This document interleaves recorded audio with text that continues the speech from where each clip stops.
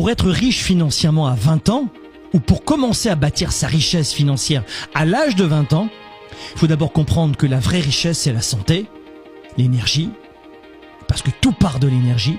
Deuxième point, c'est d'avoir de bonnes relations, notamment avec sa famille, parce que quand on sort de l'adolescence, souvent, c'est un désastre, il y a beaucoup de désaccords.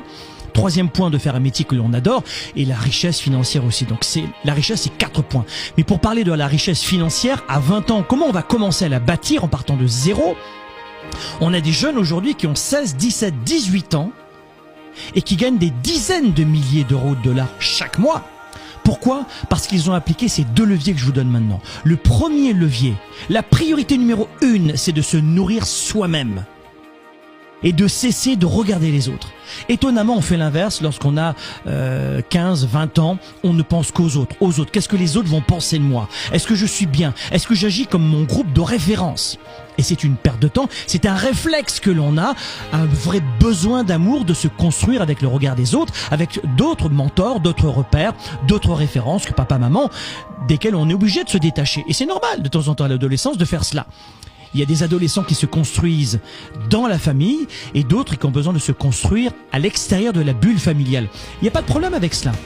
Le problème, c'est que si après, vous voulez bâtir une réussite financière, il va falloir souvent être un super employé, à la commission, notamment la vente, c'est ce qui paye le plus, ou être entrepreneur. Ça peut être de l'e-commerce, le business digital, ça peut être plein de domaines. Mais quoi qu'il en soit, pour gagner de l'argent, il faut penser aux autres. Il faut être capable de servir les autres. Mais si on est vide nous-mêmes, on ne peut pas servir les autres.